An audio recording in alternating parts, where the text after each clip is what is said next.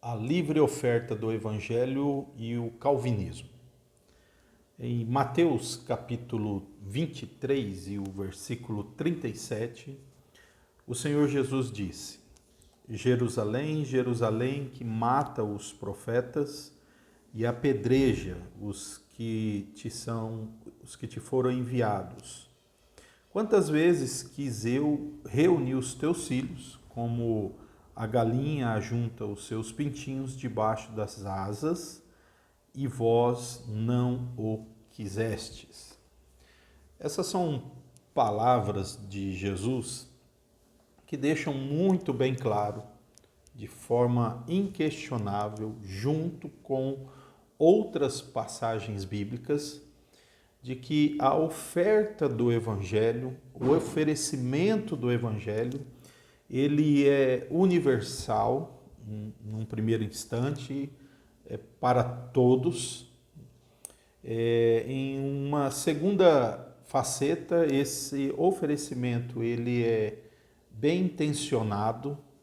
Então, o que se busca com a oferta do Evangelho é uma boa intenção. A boa intenção é salvar. Em terceiro aspecto, o oferecimento do Evangelho ele é sincero, porque não se oferece de faz de conta. Deus não está brincando de dar algo que Ele não quer dar.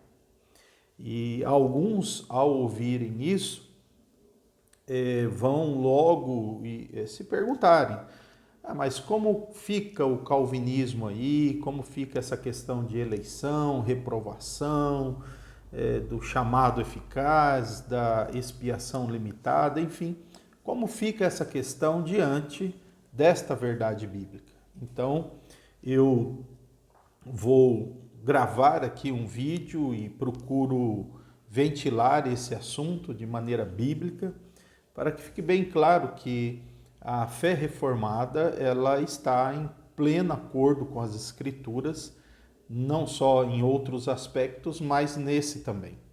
Então, o que se trata a livre oferta do Evangelho, né? Do que se trata esta ideia à luz da fé reformada e das confissões presbiterianas diante do que a Escritura igualmente ensina, que Deus elegeu antes da fundação do mundo aqueles que seriam salvos em Cristo Jesus.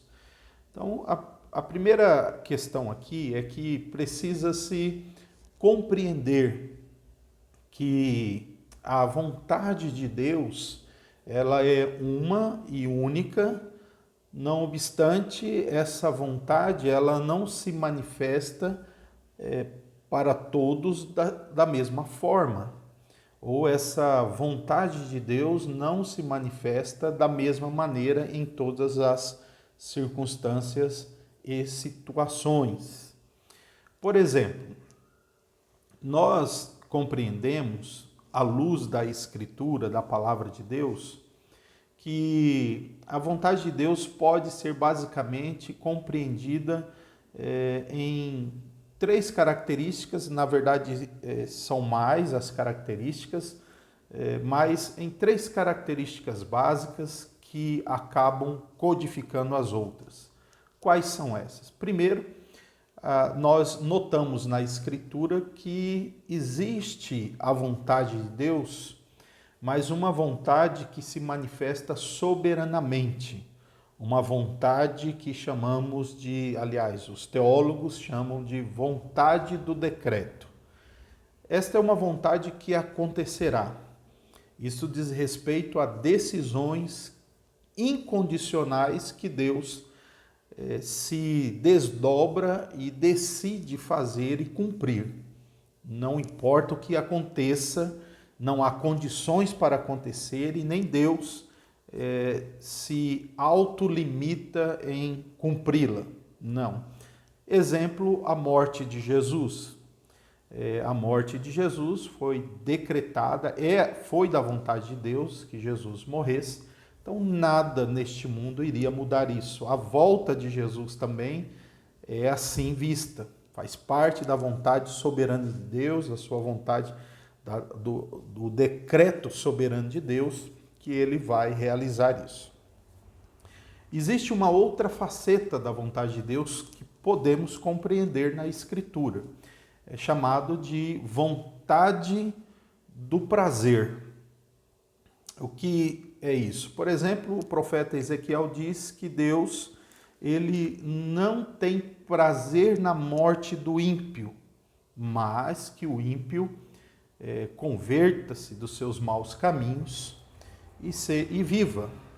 Mas o que tem acontecido com os ímpios é que eles estão morrendo na perdição. E eles continuam e continuarão morrendo na perdição. Será que a vontade de Deus aí é frustrada, já que Deus não tem prazer na morte do ímpio e nem quer isso? Aí nós precisamos compreender que aqui é aquilo que é definido pelos teólogos como a vontade do prazer, aquilo que lhe apraz, mas ele nem sempre vai impor para que isso aconteça.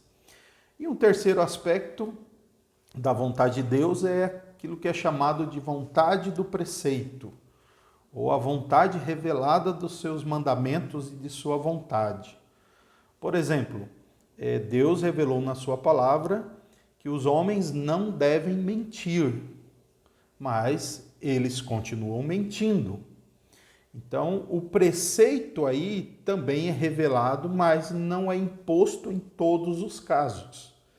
Então, neste caso e nessa circunstância, compreende-se que a vontade do preceito de Deus não é necessariamente em todos os casos cumprida.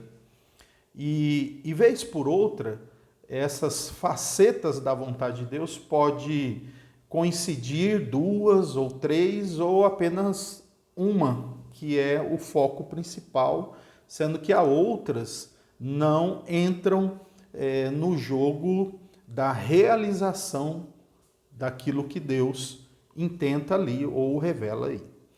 Então, por isso que nós podemos dizer aqui que a oferta do Evangelho, ela é sincera, ela é de boa fé, né? E ela é livre.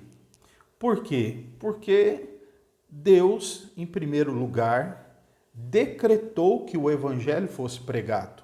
Então, nós já colocamos aqui essa perspectiva.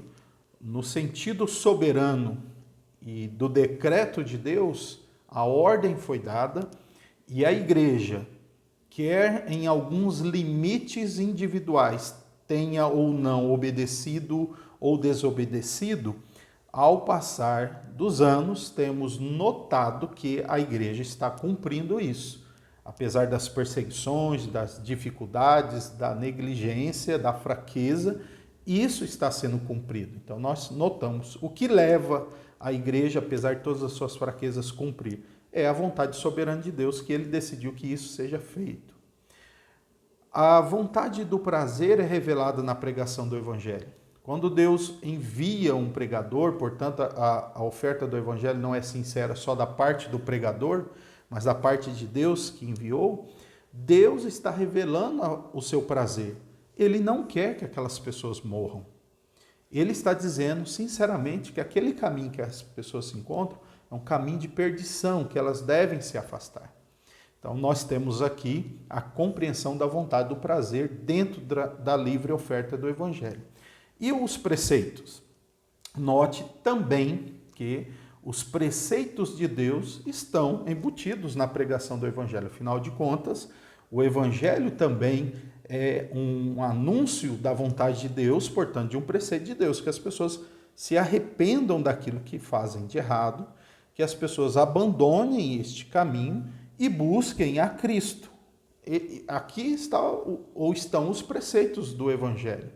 O que vai se realizar depois não vem ao caso, né? Eu invoco aqui nesse momento umas palavras de Louis Berkhoff, né, um grande dogmático da fé presbiteriana, quando ele explica a questão da livre oferta e aí ele trata de algumas objeções.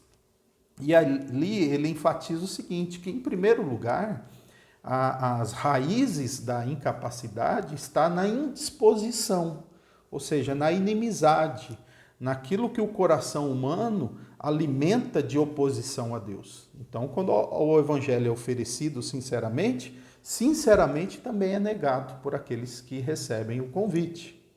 E quando alguns pensam, mas como é que você pode oferecer o evangelho para alguém que não é capaz de obedecer o evangelho?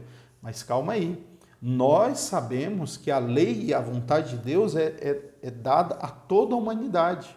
E a depravação total coloca a humanidade como inimigo de Deus e, por isso, incapaz de obedecer às leis de Deus. Nem por isso vamos deixar de proclamar a vontade de Deus ou as suas leis mesmo para os ímpios. Um exemplo, João Batista, ele falou para Herodes que ele estava desobedecendo à vontade de Deus. E nós sabemos que Herodes não tinha nenhum compromisso com o povo da aliança. Mas João Batista pregou, e assim como fazemos para todos. Dessa maneira, eu inicio, vamos ver se eu consigo aí gravar mais sobre a livre oferta do Evangelho. Espero que futuramente eu consiga aí publicar um livro, falando da livre oferta do Evangelho. Então aqui eu começo demonstrando que a livre oferta do Evangelho, ela descansa nas bases das distinções dentro da vontade de Deus, da vontade do decreto, do prazer e dos preceitos de Deus. Que você, como cristão, acima de tudo, ainda que tenha algumas dificuldades de compreender plenamente, lembre-se que em toda a Escritura, e como eu vou demonstrar, a oferta do Evangelho ela é livre e sincera da parte de Deus para todos, sem exceção. Todos precisam ouvir a mensagem do Evangelho pelos motivos implícitos. As pessoas não podem se perder. As pessoas não podem lançar-se na condenação eterna sem ouvir o caminho da justiça, sem ouvir sobre o caminho da salvação, que elas não querem, elas não desejam, elas rejeitam, mas elas precisam ouvir. Dessa forma, que Deus nos abençoe. E lembremos que, como diz o último livro da Bíblia, o Espírito e a noiva, que a igreja dizem, vem. Então nós devemos dizer para todos. Que Deus abençoe você no compromisso da evangelização. Pregue a outros. Fale do amor de Cristo a todas as pessoas.